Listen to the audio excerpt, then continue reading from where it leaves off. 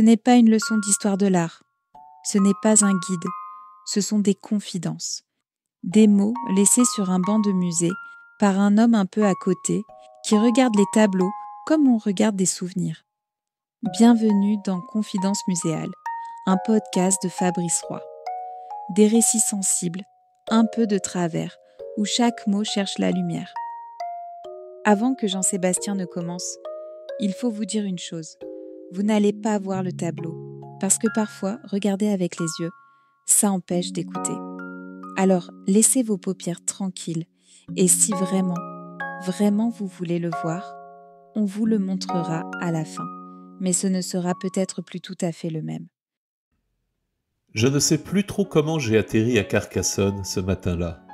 Il y a des jours où mes pieds décident avant ma tête et mes pensées, elles, prennent le train suivant.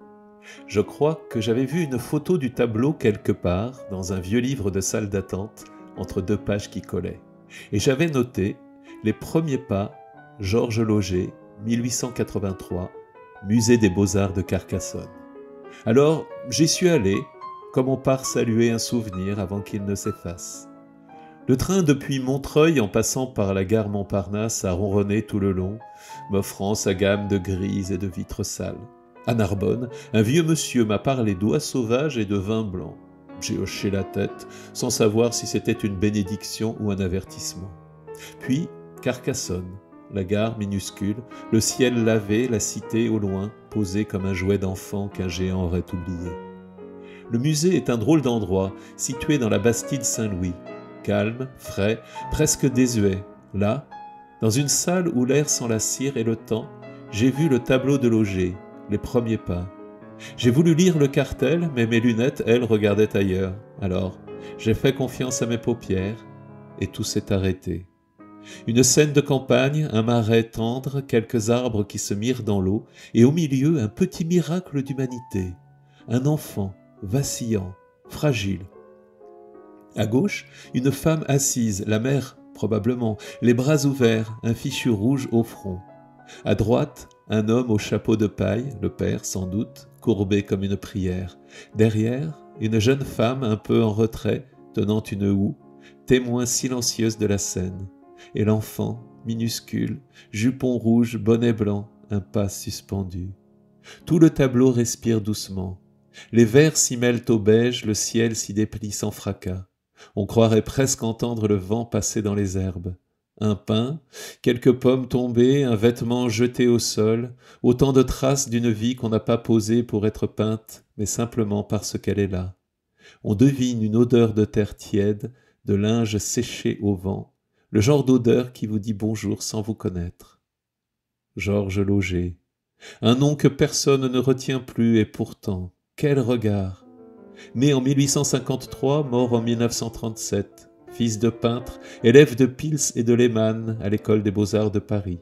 Un homme du Nord, formé à la rigueur et tombé amoureux du vrai. Il peignait les paysans comme on écrit des poèmes sans rime, avec sincérité, sans effet de manche. Il exposait au salon quand les impressionnistes secouaient déjà les murs, mais lui continuait, fidèle à la lumière calme, aux gestes humbles. On disait de lui qu'il peignait la dignité du quotidien. Moi, je crois qu'il peignait surtout la tendresse de l'effort. Il faut voir comme ces personnages se penchent sans poser, comme l'amour travaille en eux sans emphase. Ce n'est pas une scène de musée, c'est une confidence. Une main qui lâche pour laisser marcher. Un sol un peu mou, un ciel un peu trop grand, le monde entier dans la distance entre deux bras ouverts. Et moi, devant eux, je pense à Emma. Emma, ma femme, elle avait ce don de tenir debout sans bouger, comme si la stabilité était un art secret. Je la revois dans notre petit salon de Montreuil quand Lucie a fait ses premiers pas.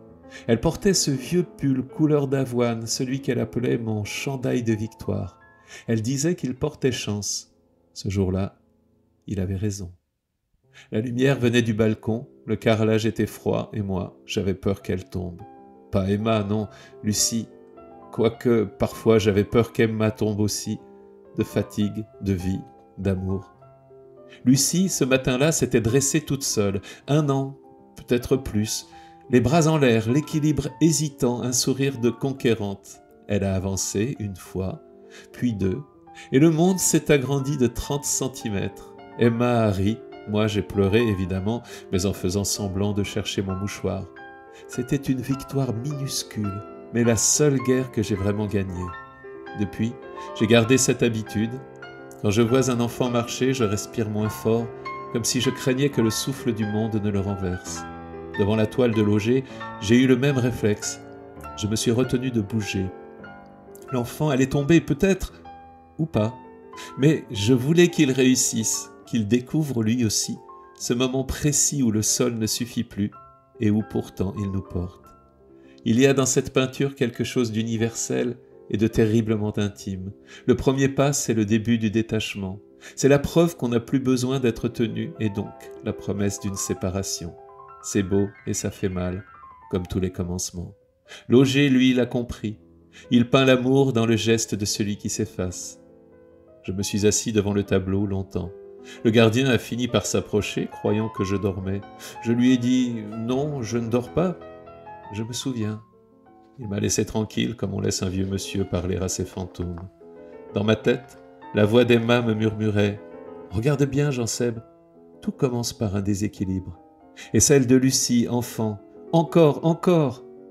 J'aurais voulu leur dire que je marche encore, moi aussi, tant bien que mal entre deux appuis disparus. Je me suis relevé lentement. J'ai salué le tableau comme on salue un ami qui ne sait pas qu'il nous a consolés. Carnet de la cuisine. Écriture de Lucie, mardi, 8h15. Papa, tu m'as dit que l'enfant marchait comme si la terre le poussait dans le dos, et que les bras du père tremblaient d'amour et de peur à la fois, et qu'au fond, une femme tenait sa houe comme une baguette magique qui arrêtait le temps. Alors j'ai pensé, quand on fait ses premiers pas, le monde devient plus grand, et ceux qui nous aiment deviennent un peu plus silencieux. Lucie. Post-scriptum. Je crois que tu marches encore, papa.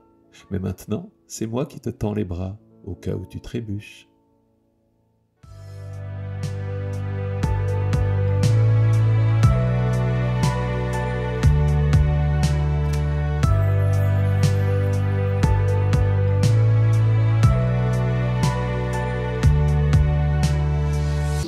Confidence muséale, une série imaginée et racontée par Fabrice Roy. Musique composée par Gabriel Fauré. Pour suivre les prochaines confidences, abonnez-vous.